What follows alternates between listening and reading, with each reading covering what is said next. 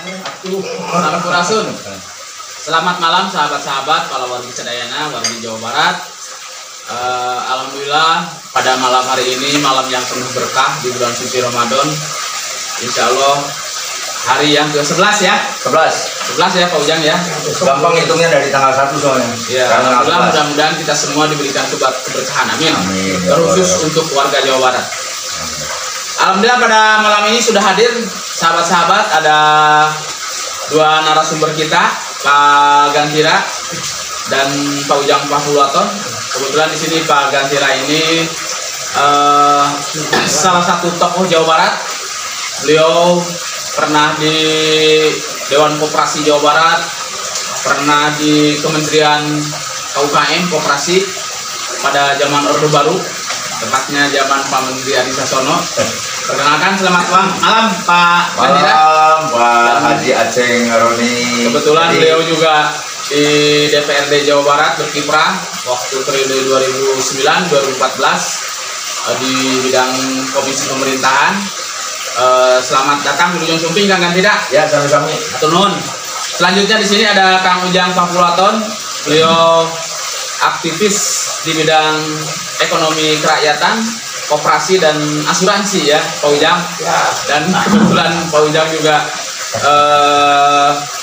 salah satu parlementer, anggota DPRD Provinsi Jawa Barat. Terkhusus beliau menukangi di bidang infrastruktur kewilayahan. Baiklah, alhamdulillah pada kesempatan ini selamat datang ya Pak Ujang. Pada kesempatan ini kami akan berbincang santai setelah menunaikan ibadah sholat taraweh. Mudah-mudahan kita semua diberikan berkah, Amin. diberikan kesehatan di bulan yang penuh maghfirah ini. Baiklah, pada kesempatan ini dalam diskusi santai ini kita akan membedah, membaca, menyikapi fenomena yang terjadi di Jawa Barat pasca pemilihan gubernur. Pada kesempatan ini kita dihadapkan beberapa peristiwa, khususnya ada musibah ya. Ada bencana di Jawa Barat, dan ini juga karena ekstrimnya cuaca ya. Menjadi tugas kita bersama selain secara teknis, secara tanggung jawab tugas Pak Gubernur, Pak Wakil Gubernur pemerintahan Provinsi Jawa Barat periode sekarang. Tentu saja kami mencoba untuk sama-sama bahu-membahu membantu pemerintahan Jawa Barat terkait dengan isu-isu lingkungan. Nah, tentu saja Jawa Barat ini sebagai barometer, sebagai provinsi terbesar secara geografis, demografis, dan sosiologis. Tentu saja pada akhir-akhir ini kita dihadapkan beberapa problema alam, yaitu musibah bencana alam, mulai dari banjir di wilayah pesisir utara, di Bekasi, Karawang, dan sekitarnya, termasuk Bogor, Depok, dan daerah ibu kota. Yang kedua juga musibah di wilayah Sukabumi, ada banjir bandang dan menewaskan korban jiwa. Tentu saja ini menjadi perhatian kita bersama. Kami tentu saja pengen berbincang-bincang bagaimana kira-kira forum parlemen ini bisa membantu berkontribusi isu-isu di bidang lingkungan, di bidang kewilayahan, kiranya untuk membantu pemerintahan Jawa Barat agar Jawa Barat bisa terkendali dari berbagai aspek, khususnya permasalahan kebencanaan ini. Baik, yang pertama barangkali saya akan mencoba ke narasumber kita nih. Siapa dulu? Pak Gantira dulu, Pak Ujang dulu. Silakan yang mana ya? Lebih enak panggilnya Agan umumnya. Ya, Agan, bagaimana menyikapi fenomena seperti ini? Kira-kira yang Agan perlu disampaikan pada forum ini. Ya, kalau mengenai soal lingkungan itu kan ada yang disebut Bari ngarokok saya Agan ya. silakan Pak moderator. Ada makhluk hidup dan makhluk yang tidak hidup. Artinya lingkungan itu seluruh semesta alam. Yang tidak hidup itu kan seperti sampah, plastik dan segala macam, itu termasuk dalam komponen. Jadi disebutnya biotik dan abiotik kan gitu. Ini diartikan sebagai kesatuan ruang yang saling berkaitan dan saling mempengaruhi. Jadi singkat cerita, kalau memang program pemerintah ini mengembalikan kepada lingkungan hidup, kalau dulu kan zaman transisi atau orde baru itu adanya melakukan penanaman sejuta pohon misalkan gitu. Jadi dikembalikan lingkungan itu menjadi semestinya siklus semestinya. Dan lingkungan tempat bagi makhluk-makhluk hidup baik manusia dan hewan. Nah, di sini kan siklus dari lingkungan tersebut terjadi ketimpangan sehingga air yang dari puncak gunung seperti yang terjadi kemarin di Sukabumi, Bekasi, itu adalah air kiriman sebetulnya. Kiriman dari siapa itu? Itu kirimannya ya dari puncak gunung yang sangat tinggi sekali. Oh iya. Tingginya bercanda kita nih. Jadi, nah ini mengantisipasi dari air lokal. Air lokal itu air hujan yang dalam posisi di kota tersebut. Kiriman ada air hujan yang ada di gunung, airnya dari puncak lah ya. Ya dari puncak. Nah jadi ini sangat kita dukung lah pemerintahan ini, Pak Gubernur ini. Saya lihat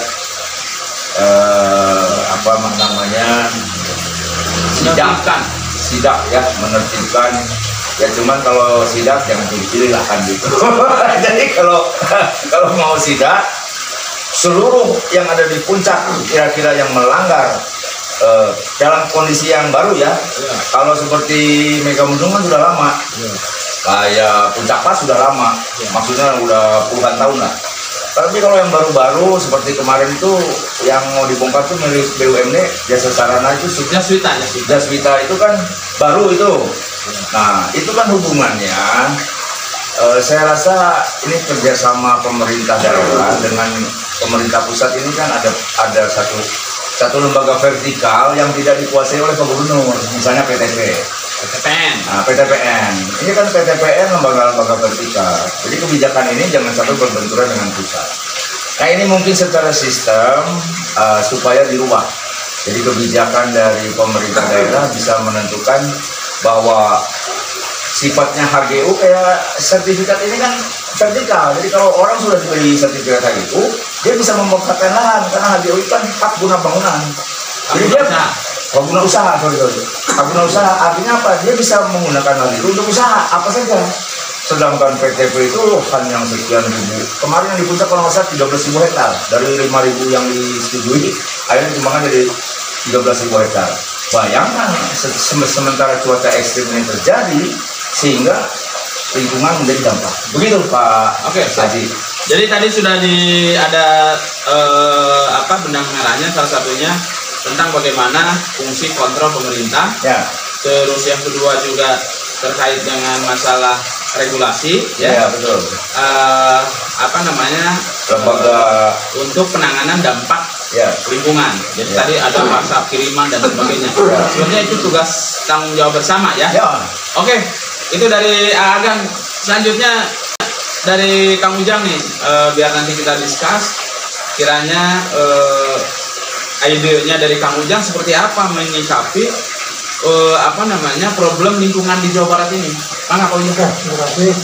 Pertama saya mengucapkan berduka dan bersungkawa bagi keluarga khususnya masyarakat Jawa Barat yang mengalami musibah bencana alam, banjir maupun longsor. Semoga mereka diberikan kesabaran dan kekuatan, apalagi di bulan suci Ramadan ini. Kedua, terkait berbagai kejadian atau musibah yang ada di Jawa Barat akhir-akhir ini, yaitu banjir, longsor, dan pergeseran tanah, serta angin puting beliung. Tentu sebenarnya hal tersebut kalau kita bisa mengevaluasi ke belakang, artinya kejadian seperti ini kan bukan baru terjadi. Tapi hampir setiap tahun bahwa kejadian ini kan terus terjadi. Nah, apalagi kalau kita bicara lingkungan, sudah banyak produk-produk hukum itu kan yang dikeluarkan baik di tingkat pusat maupun tingkat provinsi kaitan menjaga lingkungan. Seyogyanya dengan adanya undang-undang itu harusnya bencana ini bisa diminimalisir, kan gitu. Dengan apa?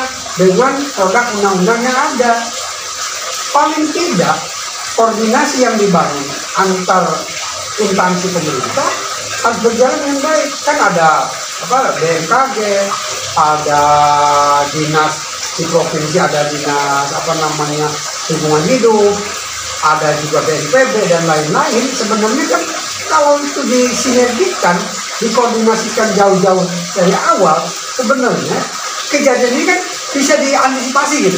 Artinya ini sekarang tidak maksimal gitu ya? Ya kalau menurut saya justru tidak ada koordinasi yang efektif. Artinya gini, kan mereka sudah tahu nih bahwa ini akan menghadapi cuaca ekstrim. Ya. Harusnya kan langkah-langkah ini dibuat. Ya. Mengacu kepada undang-undang yang sudah ada. Ya. Ya kan? Bagaimana kesiapan itu kan pemerintah untuk menjaga masyarakat, melindungi masyarakat dari resiko yang terjadi akibat kerusakan lingkungan, kan begitu. Jangan sampai kerusakan lingkungan yang sudah jelas tiap tahun terjadi akibat dari bencana banjir, longsor, pergerakan tanah hanya sebatas ramai pada saat terjadi. Setelah itu lupa. Harusnya ini menjadikan titik tolak awal bagaimana melakukan evaluasi menyeluruh terkait kondisi yang terjadi. Kan di situ masalahnya. Ya kan? Misal kan tidak serta-merta bahwa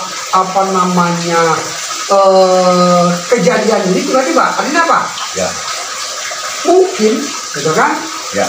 Hulu-hulu sungai yang sananya sudah sudah mulai sedimentasinya tinggi karena adanya pembabatan hutan, pohon dan lain-lain kan.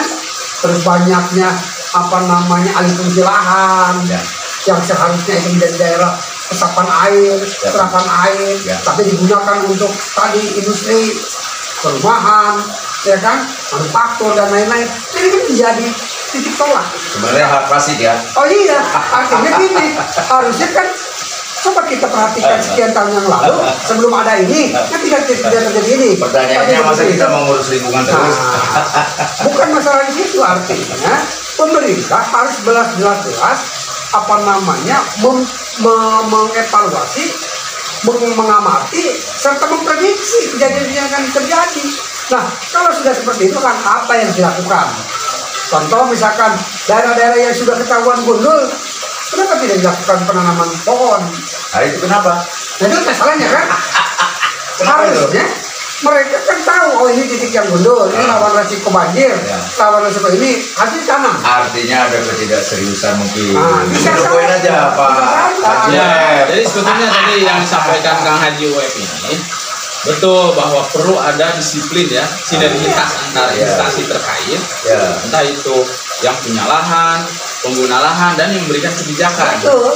Jadi jangan sampai barangkali seperti yang terjadi saat ini ya, tadi yang disampaikan oleh Agan, izinnya 4 hektar, ternyata, nah ini juga setelah dicek ke lapangan, setelah dikonfrontasi dengan penyelenggara, Pak Ujang, saya melihat di kawasan puncak ini udah bagus ketika warung-warung ini sudah dibabat ya, sudah ditertibkan, bukan dibabat.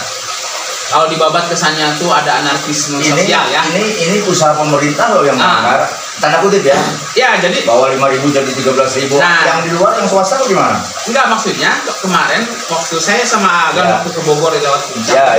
Satu sisi bersyukur pemerintah Kabupaten Bogor dalam artian di sini yang kawasan puncaknya sudah berinisiasi menertibkan PKL, warung-warung, entah itu warung remang, warung caang gitu kan ya. Nah itu sudah ditertibkan dan itu sebetulnya secara eksotisme alam sudah mengganggu juga. Walaupun untuk masalah KUKM juga itu ada satu sisi yang dikorbankan ya. Betul. Tapi konteks kepentingan yang lebih besar tentang bagaimana penanganan mencegah lingkungan itu sudah bagus sebetulnya. Langkah-langkahnya sudah ditertibkan, sudah menjadi ruang terbuka hijau. gitu ya. Tapi satu sisi ternyata di bawah dina lamping anu lega Ya. kayak bangunan anyar gitu kan. Ya. Juga ternyata teh anu kemarin ditertibkan ku Ya. gubernur. Oh. Nah, itu usut punya usut kesimpang siuran di awal 4 hektar. Ini kaitan dengan masalah sinergitas ya, Tojang. Ya. Nah, antara PTPN, terus BUMD, Ya. dan termasuk kemitraan Ya. yang ketiga. Betul. Nah, ternyata setelah di cross check, ya emang 4 hektar itu untuk penggunaan bangunan Tojang. Nah, Yang 11 hektar itu sih sebetulnya peruntukannya masuk kawasan itu, tapi tidak diperuntukkan untuk bangunan. Ya. Tetap sebagai konservasi Ya. alam, Ya. cuman lebih direkayasa. Ya, Nah, ya, ini ya. tadi makanya perlu sinergitas. Nah, Ya. tapi perlu kami sampaikan dan perlu kami kedua narasumber tadi bahwasannya betul. Di sini yang dibutuhkan ini bagaimana dengan Pak Gubernur sekarang sudah melaksanakan gebrakan-gebrakan ya. Niatnya bagus, gitu kan ya. Tapi jangan terkesan sporadis, lokalisasi. Ya. Harus komprehensif berbicara konteks Jawa Barat ya. Ya. Setuju nggak seperti itu ya? Benar, setuju. Nah, jadi ini biar emang update-nya yang kena dampak sekarang ini ya kawasan Bekasi, Jakarta itu seolah kiriman. iya.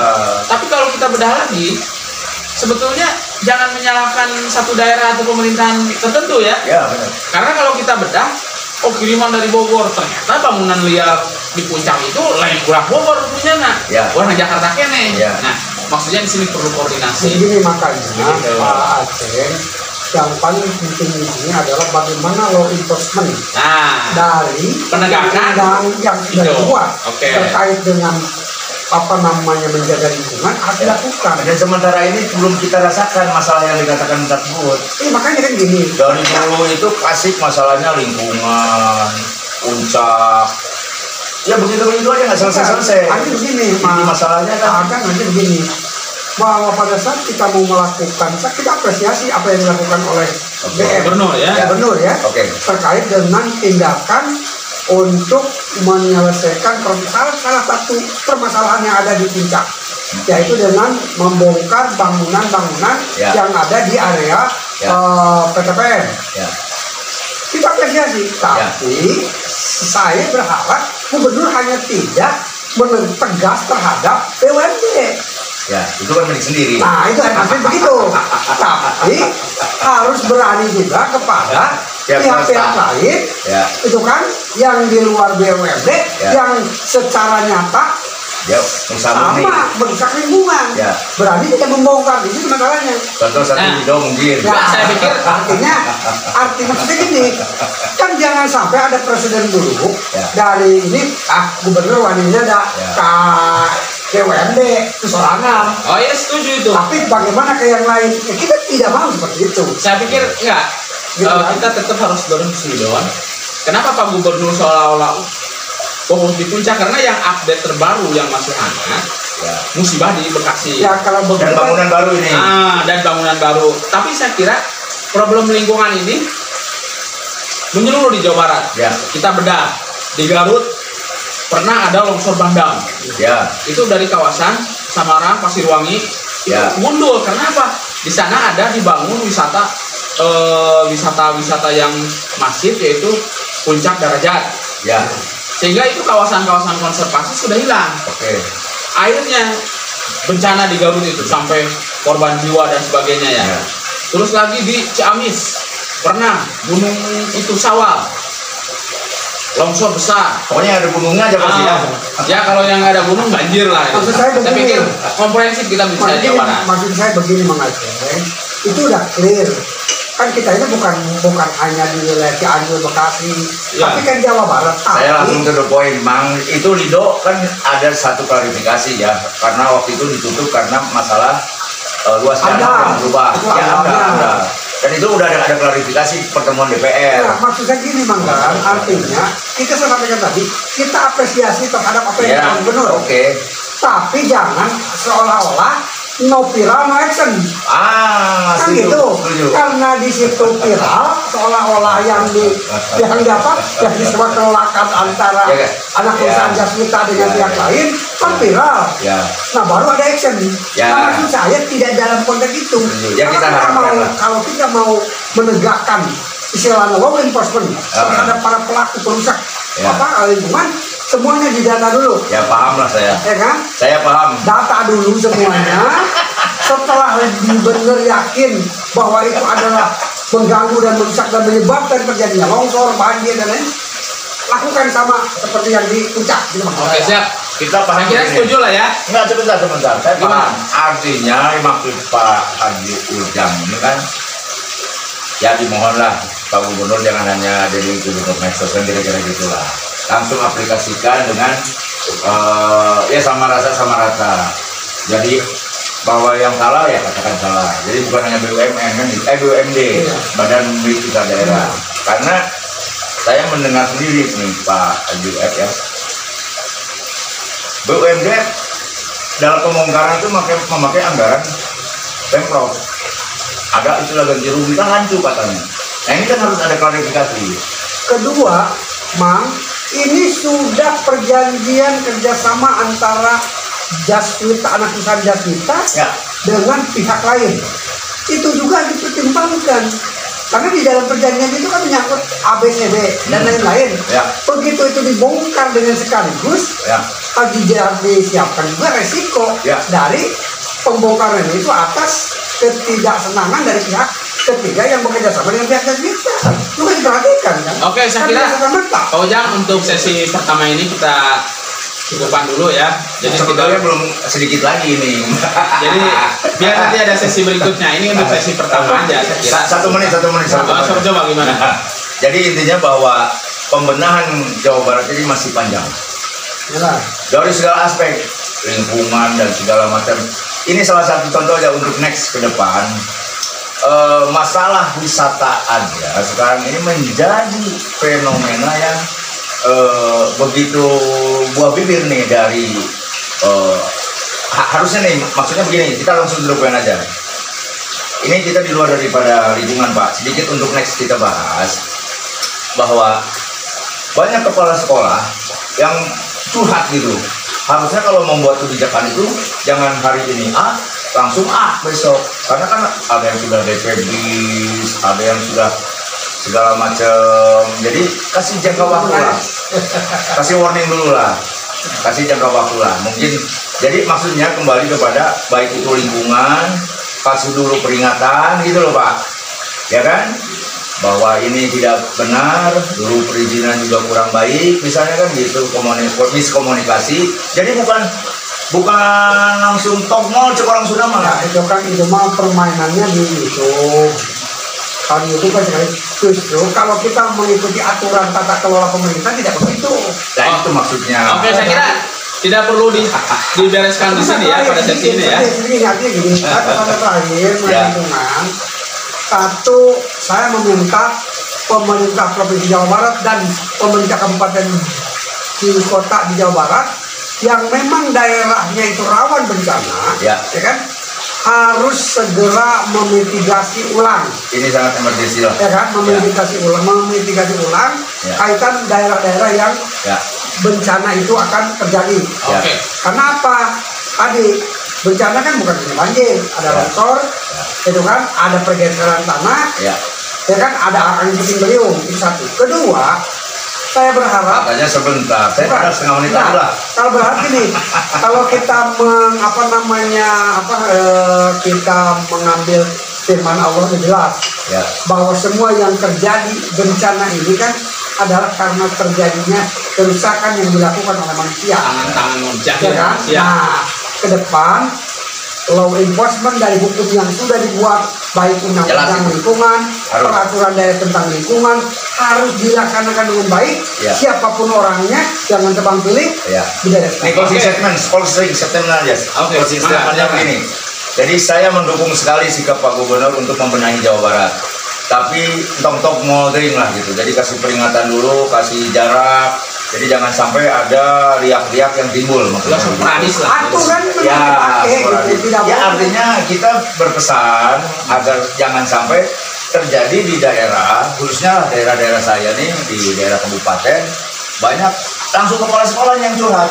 Waduh, ini kan sudah di DP bisnya rugi katanya. Oke, itu nanti ya. Nanti, Nanti ya, sesi nanti ya. Artinya kebijakan semuanya kita dukung, tapi top semua. Dan siap. yang terakhir, Oke. dan juga gubernur sebenarnya tidak perlu ngojek di sungai kotor segala macam. Sebenarnya sudah ada bidangnya. Kalau kita mau clear secara aturan tata kelola kenegaraan, lakukan secara aturan pemerintahan yang sudah diatur dalam undang-undang. Ya. Tidak bisa gubernur tiba-tiba, wah datang ngojek di tempatnya segala macam. Mari di media YouTube gitu kan. Kapan YouTuber? YouTuber banyak. Oke, siap. Terima kasih Pak Ujang dan Pak Agan. Jadi untuk sesi ini kami aturkan dan mudah-mudahan nanti ada perbincangan lagi, formula lagi untuk bagaimana bisa merumuskan, membantu memecahkan permasalahan, menjadi problem solver dari kita terkait dengan isu-isu lingkungan terkhusus dan secara umum untuk dampak lingkungan yang ada di Jawa Barat. Atur nuhun, Cak. Atur nuhun, sampai ketemu kembali di episode berikutnya. Assalamualaikum warahmatullahi wabarakatuh. Waalaikumsalam warahmatullahi wabarakatuh. Forum parlemen berikutnya. Nanti ada tekan tuh. Yuk.